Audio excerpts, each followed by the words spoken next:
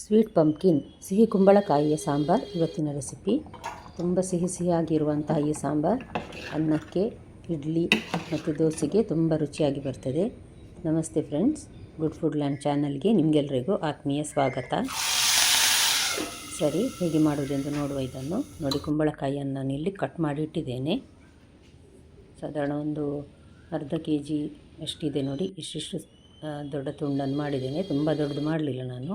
ಇದು ಅದರ ಮೇಲ್ಗಡೆ ಇರುವ ಮೆತ್ತಗಿರುವ ಹೂವಿನಂತಹ ಇದೊಂದು ಪಾರ್ಟ್ ನೋಡಿ ಇದೆ, ನೋಡಿ ತೋರಿಸ್ತಾ ಇದ್ದೇನೆ ನಾನು. ಅದು ನಾವು ಗ್ರೈಂಡ್ ಮಾಡುವಾಗ ಇದನ್ನು ಹಾಕಲಿಕ್ಕಿದೆ, ಅದಕ್ಕೆ ನಾನು ಇದನ್ನು ತೆಗೆದಿಟ್ಟಿದ್ದೇನೆ ಪಕ್ಕದಲ್ಲಿ. ಈಗ ಬೇಯಲಿಕ್ಕಿಡುವ.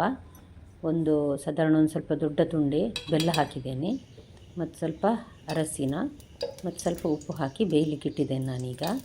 ಇದಕ್ಕೀಗ ಹುರಿಲಿಕ್ಕೆ ಅಂತ 1 ಚಮಚದಷ್ಟು ತುಪ್ಪ ಹಾಕಿದ್ದೇನೆ. ತುಪ್ಪದಲ್ಲಿ ಹುರಿದ್ರೆ ರುಚಿಯಾಗುವುದಿದು. 2 ಸಣ್ಣ ಚಮಚ ಟೀ ಸ್ಪೂನ್ ಕೊತ್ತಂಬರಿ, ಮತ್ತು 1 ಸಣ್ಣ ಚಮಚ ಅಂದರೆ 1 ಟೀ ಸ್ಪೂನ್ ಜೀರಿಗೆ, ಒಂದು ಅರ್ಧ ಟೀ ಸ್ಪೂನ್ನಷ್ಟು ಕರಿಮೆಣಸು, ಮತ್ತು 6-7 ಮೆಂತೆಕಾಳು ಅಂದರೆ 1 ಚಿಟಿಕೆಯಷ್ಟು ಮೆಂತೆಕಾಳು, ಮತ್ತು ಸ್ವಲ್ಪ ಕರಿಬೇವು. ಇದನ್ನೆಲ್ಲ ಒಂಚೂರು ಹುರಿಯುವ ನಂತರ ಈಗ ಕೆಂಪು ಮೆಣಸು ಹಾಕಲಿಕ್ಕಿದೆ. ಗಿಡ್ಡ ಮೆಣಸು ನಿಮಗೆ ಖಾರಕ್ಕೆ ನೋಡಿಕೊಂಡು ಹಾಕ್ಕೊಳ್ಬೋದು. ನಾನೊಂದು 3-4 ಹಾಕಿದ್ದೇನೆ, ಅಷ್ಟು ಸಾಕು ನನಗೆ. ದೊಡ್ಡ ಮೆಣಸಿದು, ಹಾಗಾಗಿ 3 ಹಾಕಿದ್ದೇನೆ ನಾನು. ಚೆನ್ನಾಗಿ ಕ್ರಿಸ್ಪ್ ಆಗೋವರೆಗೆ ಹುರಿದು ಸ್ವಲ್ಪ ತಣ್ಣಗಾಗಲಿಕ್ಕಿಡುವ. ಈಗ ನೋಡಿ, ಇದು ಅದರ ಕುಂಬಳಕಾಯಿಯ ಹೂವು ಮೆತ್ತಗಿನ ಭಾಗ, ಮತ್ತು 1 ಕಪ್ಪಿನಷ್ಟು ಫ್ರೆಶ್ ತೆಂಗಿನ ತುರಿ. ಇವಾಗ ನಾವು ಈ ಹುರಿದ ಮಸಾಲೆ ಇದೆಲ್ಲ ಇದೆ ನೋಡಿ, ಅದನ್ನೀಗ ಹಾಕ್ತಾ ಇದ್ದೇನೆ ನಾನು. ಸ್ವಲ್ಪ ಹುಳಿ ಸಾಕು, ಜಾಸ್ತಿ ಬೇಡ. ಅದಕ್ಕೆ ನೀರು ಹಾಕಿ ಈಗ ನುಣ್ಣಗೆ ರುಬ್ಬುವ. ಎಷ್ಟು ನುಣ್ಣಗಾಗ್ತದೆ ಅಷ್ಟಾದರೆ ಸಾಕು ನೋಡಿ. ಇಷ್ಟಾದರೂ ಸಾಕಾಗ್ತದೆ, ತುಂಬ ನುಣ್ಣಗಾದರೆ ಸಹ ಅಷ್ಟು ಒಳ್ಳೆಯದಾಗೋದಿಲ್ಲ. ಇವಾಗ ನೋಡಿ, ಸ್ವಲ್ಪ ಉಪ್ಪು ಆಗ ಕಡಿಮೆ ಹಾಕಿದ್ದಂತ ಸ್ವಲ್ಪ ಹಾಕಿದೆ ನಾನೀಗ. ಈಗ ಚೆನ್ನಾಗಿ ಬೆಂದಿದೆ ಇದು. ಒಂದು ತುಂಡನ್ನು ಹೋಳನ್ನು ತೆಗೆದು ನೋಡುವ ಈಗ ಬೆಂದಿದೆಯಾ ಅಂತ. ಬೆಂದಿದ್ದರೆ ನಡುವಲ್ಲಿ ಕಟ್ಟಾಗ್ತದೆ ಅದು ನೋಡಿ, ಈ ರೀತಿ ಚೆನ್ನಾಗಿ ಬೆಂದಿದೆ ಇದು. ನೀವಿನ್ನೂ ನನ್ನ ಚಾನಲನ್ನು ಸಬ್ಸ್ಕ್ರೈಬ್ ಮಾಡಿಲ್ಲ ಅಂದರೆ ದಯವಿಟ್ಟು ಸಬ್ಸ್ಕ್ರೈಬ್ ಮಾಡಿ, ಹಾಗೂ ನಿಮ್ಗೆ ಇಷ್ಟ ಆದರೆ ದಯವಿಟ್ಟು ಲೈಕ್ ಬಟನನ್ನು ಪ್ರೆಸ್ ಮಾಡಿ, ಹಾಗೂ ಫ್ಯಾಮಿಲಿ ಫ್ರೆಂಡ್ಸಿಗೆ ಶೇರ್ ಮಾಡೋದನ್ನು ಮರಿಬೇಡಿ.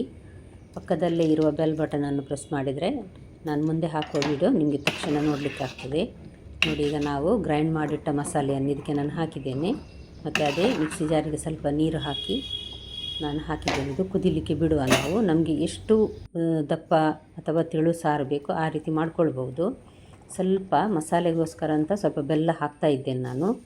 ಹೋಳು ಚೆನ್ನಾಗಿ ಚೆನ್ನಾಗಿ ಎಳ್ಕೊಂಡಿದೆ. ಈಗ ಇದು ಮಸಾಲೆಗೆ ಅಂತ ಸ್ವಲ್ಪ ಹಾಕಿದ್ದೇನೆ ಬೆಲ್ಲ. ಸ್ವಲ್ಪ ಸಿಹಿ ಆದ್ರೇ ಒಳ್ಳೆಯದಾಗೋದಿದು.